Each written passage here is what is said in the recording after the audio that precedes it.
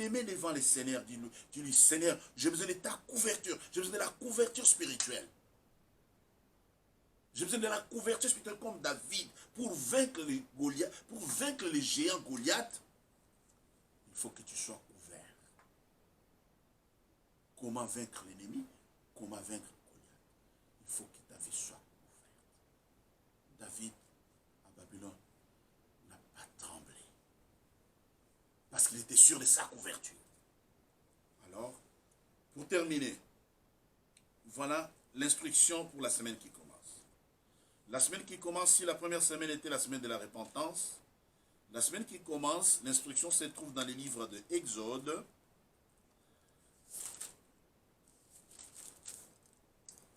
L'instruction se trouve dans les livres de Exode au chapitre 12e. J'ai lu quelques versets au pif, mais nous avons juste à méditer le verset 13.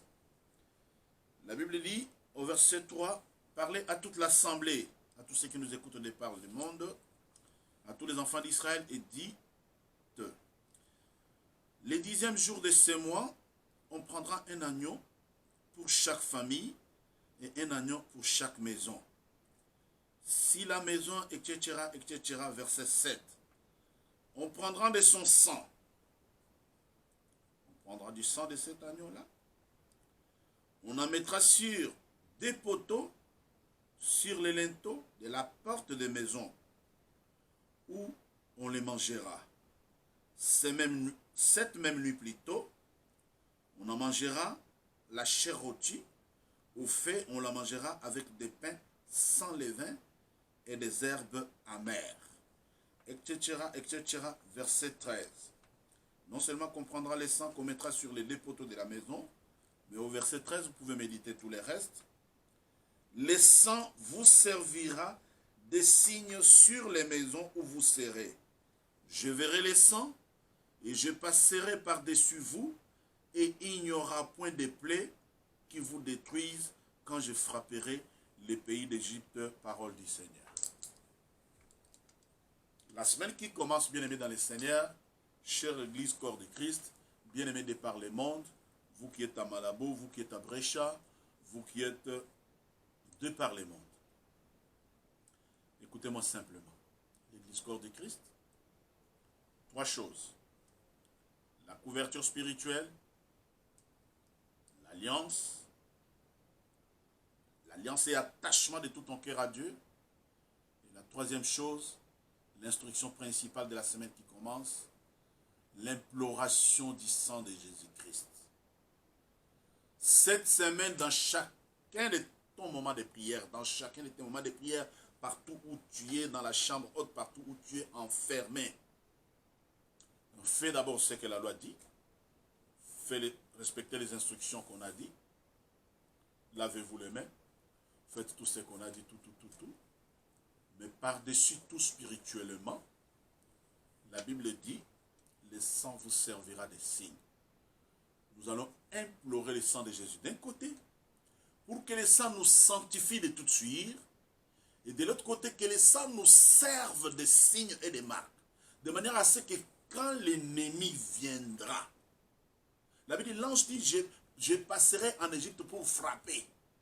Mais sur chaque maison où il y aura le sang, il n'y aura pas de plaies, il n'y aura pas de morts. Alors je prophétise et je dis, quel que soit l'épicentre, quel que soit le coronavirus qui règne, à cause du sang de Jésus-Christ, il n'y aura pas de morts dans l'église. Il n'y aura pas de morts dans ta maison. Le coronavirus ne t'atteindra pas. Alors toute la semaine, bois le sang de Jésus. Couvre-toi du sang de Jésus. Sanctifie ta maison du sang de Jésus. Plaide le sang, l'océan du sang de Jésus. Que le sang coule. Que le sang... La semaine qui commence, c'est la semaine de l'imploration du sang de Jésus-Christ. La Bible dit, le sang vous servira de signe. Dans Psaume, il dit, même la contagion qui frappe le jour ne t'atteindra pas. Et pour qu'elle ne t'atteigne pas, il implore le sang de Jésus-Christ. La Bible dit, même la peste qui frappe dans les ténèbres de nuit, pour que cela ne t'atteigne pas, l'imploration du sang de Jésus-Christ. Que la semaine qui commence, bien aimé dans le Seigneur, chers enfants de Dieu, de par le monde, partout où vous nous écoutez, dans vos maisons confinées, Tu es confiné, mais avec Jésus, tu n'es pas seul. Jésus est avec toi. Maintenant, les instructions sont très simples. Écoute la seule chose que je t'ai dit. Comment vaincre l'ennemi? Pour vaincre l'ennemi, il faut la couverture spirituelle. Oui, Dieu te couvre, mais il faut ton Moïse qui te couvre par les instructions. Comme Josué instruit les enfants d'Israël. Josué, après Moïse, Josué a pris la relève pour conduire les enfants d'Israël. Chaque enfant de Dieu, tu dois avoir une couverture spirituelle. Dieu est invisible. Dieu, on ne le voit pas. Dieu établit les hommes. Si tu n'as pas un homme établi sur toi, il est temps. Cherche un homme de Dieu. Il y en a qui sont sérieux. Il y en a des sérieux de par le monde que je connais ou que je ne connaisse pas. Cherche dans ta ville, cherche dans ton quartier un homme de Dieu. Que tu passes par ses mains, c'est comme je disais. Nous, on a beaucoup d'enfants qui sont passés par nos mains.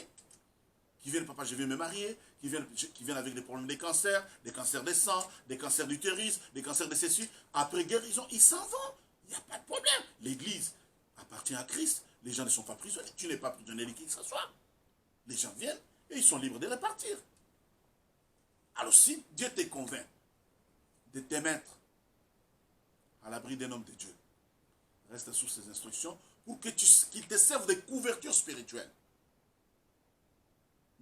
Nul n'est prophète chez lui. Il y a des hommes de Dieu dans vos quartiers, dans vos villes, dans vos nations, dans vos pays, qui doivent vous servir des couvertures spirituelles. Ton problème avec moi, c'est d'abord d'obéir et d'avoir le cœur attaché à Dieu, de te mettre sous l'onction de cet homme de Dieu-là. Lui te sert des couvertures de père spirituel ou de mère spirituelle, et Dieu par-dessus tout est avec lui. C'est Dieu qui te couvre par l'ombre de sa main. Et au travers la bouche de l'homme de Dieu, tu vas recevoir les instructions. Alors humblement, la semaine qui commence, bien aimé, tu peux faire toutes sortes de prières, tu peux faire toutes les prières que tu veux. Mais l'instruction que Dieu m'a mis à cœur pour plus profondément, la Bible dit, le sang vous servira de signe sur les maisons où vous serez, je verrai le sang et je passerai par-dessus et il n'y aura point de plaies qui vous détruisent quand je frapperai les pays d'Égypte. Que le Seigneur te bénisse.